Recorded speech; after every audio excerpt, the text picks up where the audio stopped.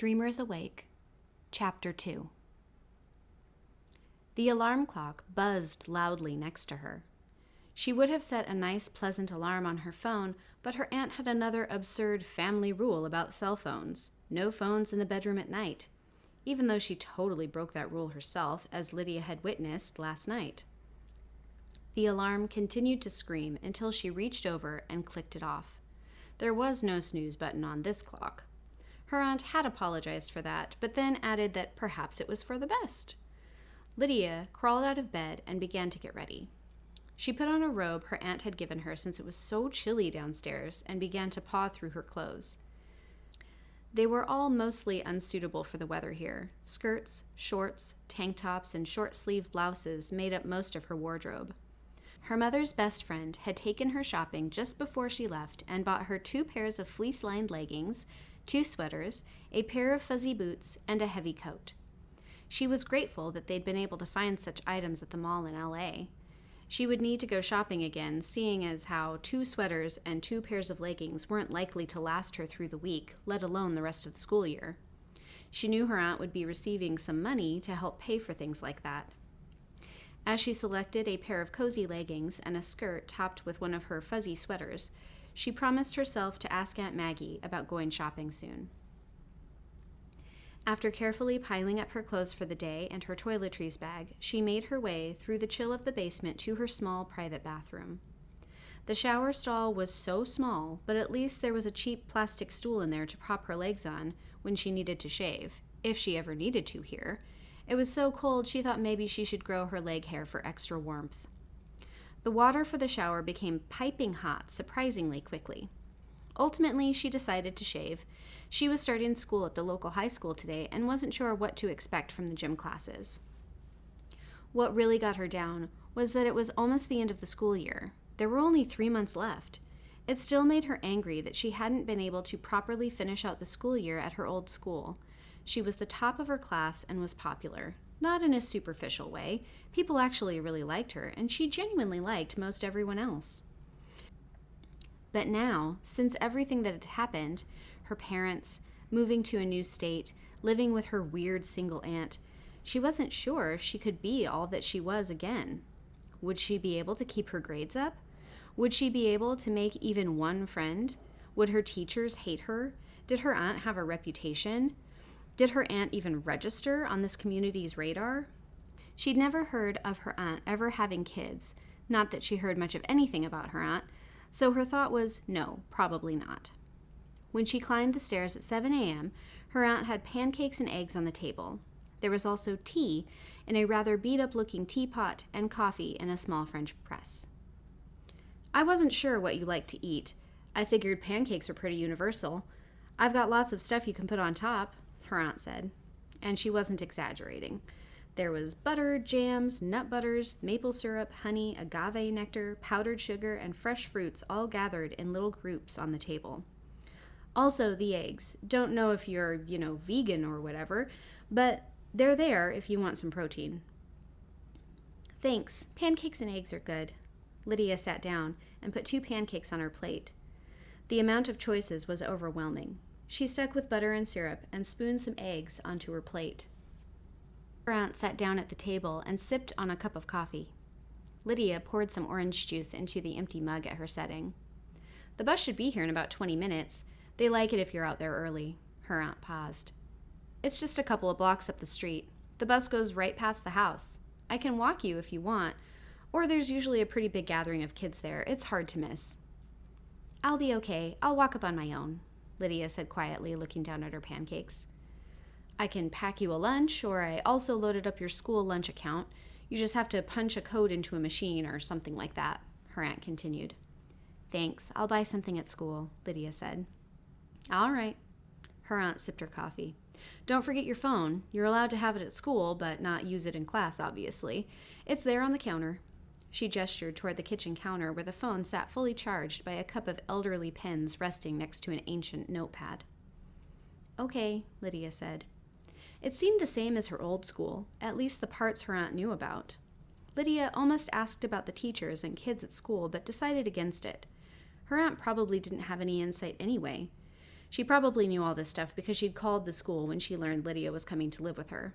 It wasn't too difficult to look up a phone number and call the school. Lydia again wondered why her aunt had agreed to let her come stay. It's not as if they knew each other. Her mother had barely spoken about her sister. It was only in the last few weeks of her illness that her mother started to talk about her. She always wondered why she changed her will and why her father had driven off a bridge after her mother had died. He never struck her as an unstable man, so his suicide was a shock to her. She shook her head slightly as she finished her breakfast in an attempt to clear her mind. She didn't need those thoughts clouding her brain on her first day at a new school. "So, did you sleep okay down there?" Aunt Maggie asked. Lydia suppressed a grimace as she remembered her supremely weird and creepy night. "Yeah, it was okay," Lydia said. "A little chilly, but all right." "Great, that's good to hear." Aunt Maggie smiled and sipped her coffee again. Lydia thought for a second about wanting to move rooms last night, but thought she'd ask about it later. Maybe a couple more nights of complaining about the cold and Aunt Maggie would volunteer the move herself. "I think I'll head out now," Lydia said. "Oh, okay. It's a little early, but that's all right." Aunt Maggie got up quickly and followed Lydia into the foyer. Lydia hoisted her backpack onto her shoulder and started toward the door. Aunt Maggie held out her phone and a jacket. Lydia dropped her bag, slipped on her jacket, and slid her phone into the front pocket. "Thanks," Lydia said. Her aunt nodded. "Here's a spare set of keys, although I should be here when you get home," Aunt Maggie said. The keys dangled from a worn, semi-sparkly, high-heel keychain. It was hideous, mostly because of its obvious age, but Lydia took them and dropped them in her other front pocket. She could replace the keychain later. "Thanks," Lydia said again. "Have a good day."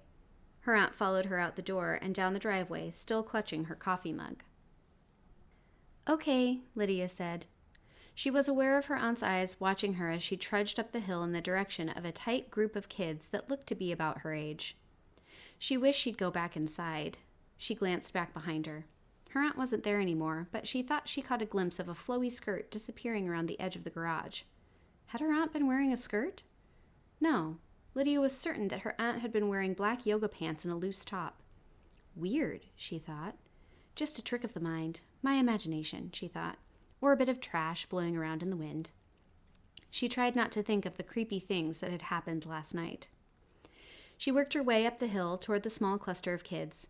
They were all chatting and messing around the way you do at a school bus stop, until one of them caught view of her. The group went quiet as Lydia approached. She smiled and looked down at the ground for a second. It felt like all eyes were on her as she made her way up the hill. Sweat had sprouted on her forehead, and she was winded. LA was quite flat, and although she had gone hiking with her parents and friends, climbing an uphill slope like this was new to her, especially in her denim skirt, leggings, and Uggs. The other girls were dressed much less warmly, and she suddenly felt silly for bundling up so much. Her feet landed on the pavement carefully. The last thing she wanted to do right now was slip, especially since she felt so ridiculous in her clothes. Finally, at the top of the hill, she stood a little to the side of the group. There were about 7 kids standing there. All were quiet as they watched her slow approach. One girl returned the smile she offered and went back to chatting with her friends. After she arrived and faced the street, the commotion resumed. The air was subdued because of her arrival, she knew, but there was also an ease with this group, as if they'd been coming to this bus stop for years. And in fact, this group had. The tangle of kids had been meeting at this bus stop since kindergarten and knew each other well. Lydia felt this would be a difficult group to get in with. She'd have to find the right person for acceptance. She wasn't stupid. She knew how things worked in high schools, and she'd read about the Seattle freeze. Lots of articles online claimed it was very real and made it next to impossible to make friends in this city. She tried not to think about these things as she edged closer to the group. There were 4 boys and 3 girls. The girls were gathered together in a tight knot, heads together, as they all watched something on one of their phones. The boys stood a little apart in a looser group as they shoved each other and chatted. One boy stood a bit closer to the girls, totally disinterested in what any of them were doing. He was chewing gum, staring at his own phone, his other hand shoved deep in his hoodie pocket. Maybe he was the one to make introductions. Lydia always felt more comfortable with boys than girls. Girls seemed to form such tight bonds so young, and all her tight bonds were back in LA. She looked longingly at the group of girls huddled together as they burst out laughing at whatever they had been watching. "Hey, what are you cackling about?" one of the shoving boys asked them. "We're not cackling, asshole. We're laughing. Don't be sexist," the girl with the phone said as she slid the phone back in her pocket. "You're such an SJW, Wendy," the boy replied. "As if that's an insult," Wendy huffed. She turned her back on them. Wendy glanced Lydia's way again. She'd been the one who had returned her smile earlier. Lydia smiled again. "Hi," Wendy said. "Is this your first day?" "Of course it is, dumbass. You ever see her before?" asked one of the boys sarcastically. The other two laughed, and the one standing off alone rolled his eyes. "Don't pay attention to Edgar," Wendy said. "I'm Wendy." "Hi, I'm Lydia, and yeah, it's my first day," Lydia said. "Wow, taking the bus on the first day? That's brave. I'm Shamir." Another girl with tight cornrows held her hand forward. "Hi." Lydia shook her hand and looked to the last girl, waiting for an introduction. "Hi," she said. "I'm Michelle." She waved and went back to her phone. Wendy brushed past Michelle to bridge the small space between Lydia and the rest of the kids.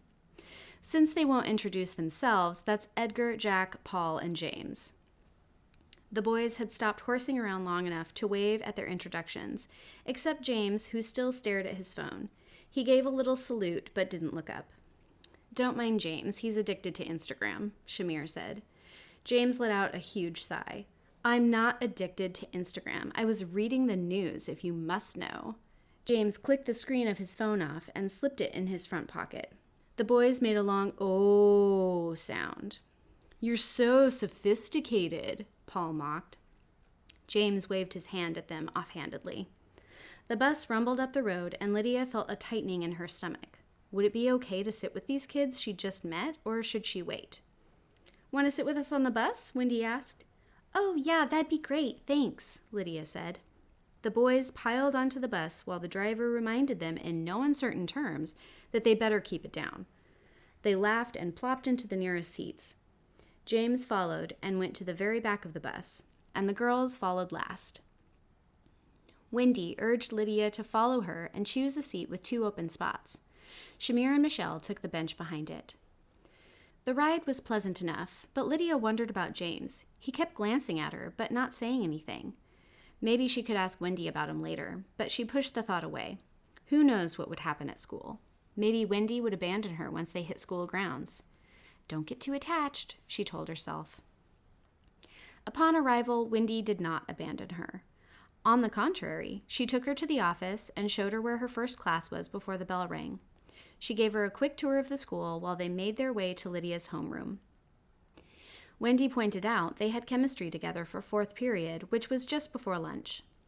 Lydia ended up eating lunch with Wendy and the others. Shamir was great, friendly, clever, and funny, but Michelle was sort of a bitch. She was sarcastic and rude, and Lydia couldn't really figure out why Wendy and Shamir were friends with her. James ended up being in nearly every class with Lydia except phys ed, chemistry, and math. He kept glancing at her but never spoke to her or tried to be friendly.